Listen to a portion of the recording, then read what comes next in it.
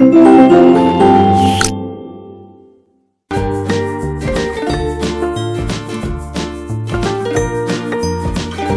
dear students, how are you all? Hopes you are all doing well. So let's get started our chapter number 8 in English grammar and our chapter name is the adverb. आज का हमारा topic रहने वाला है adverb. adverb को समझेंगे तो चलिए स्टार्ट करते हैं. डेफिनेशन से स्टार्टिंग हो रही है इसकी. An adverb is a word which add to the meaning of a verb, an adjective or another adverb. adverb basically हमारे वो सारे वर्ड्स होते हैं जो कि एक वर्ब को, एक एडजेक्टिव को और दूसरे एडजेक्टिव्स को एक मीनिंग प्रोवाइड कराते हैं. All these words are adjectives. तो यहाँ पर एग्जाम्पल के उससे समझते हैं.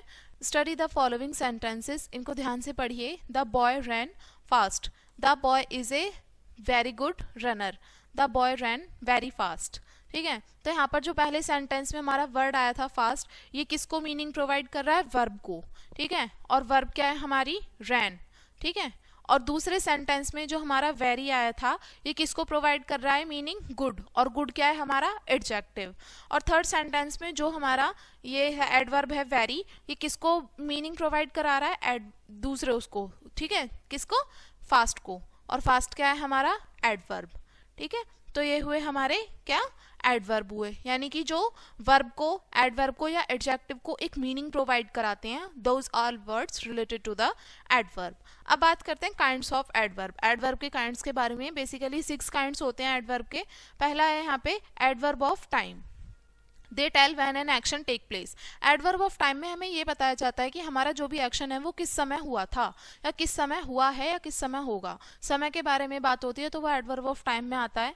जैसे कि I go for a walk daily. I shall meet him tomorrow. The train will arrive soon. तो इसमें डेली, टुमोरो और सून क्या हो गए? ये किसको दिखा रहे हैं? टाइम को दिखा रहे हैं. डेली यानी कि रोज, टुमोरो यानी कि कल आने वाला, और सून यानी कि जल्दी ही. तो ये किसको दिखा रहे हैं? टाइम को ही तो शो कर रहे हैं. अब इसी तरीके से जो हमारी मेन एडवर्ब ऑफ टाइम है वो होंगी नाउ, देन, लेट, अर्ली, सून, डेली, इमीडिएटली, लेटर, एटसेट्रा. ठीक है, तो ये एडवर्ब ऑफ टाइम की बात हुई. अब बात करते हैं इसका सेकंड काइंड जो है एडवर्ब ऑफ प्लेस. यानी कि इसमें ये पता चलता है कि हमारा एक्शन किस जगह पे हुआ था, स्थान के बारे में जहाँ बात हो रही हो, तो वो एडवर्ब ऑफ प्लेस में आएगा. जैसे the bus stopped here. I shall wait for you outside. God is present everywhere. The man went upstairs. ठीक है, तो हियर, एवरीवेयर, आउटसाइड, अपस्टेयर्स, ये एक मतलब एक जगह को ही तो दिखा रहा है कि कहाँ पे हमारा वो है, जगह है, प्लेस है. अब जो हमारे मेन एडवर्ब ऑफ प्लेस हैं वो कौन कौन से होंगे? Here, there, far, near, above, below, within, without, up, down, out, in, inside, etcetera.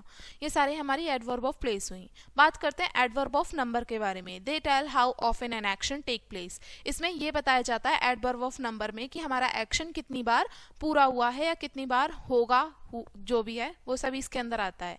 जैसे I am always ready. Second sentence में बोला है she meet me once. I seldom go to see a picture. तो इसमें always, seldom, once, ये adverb of number हुए. अब इसमें और दूसरे कौन कौन से होंगे? Once, twice, frequently, always, often, etcetera.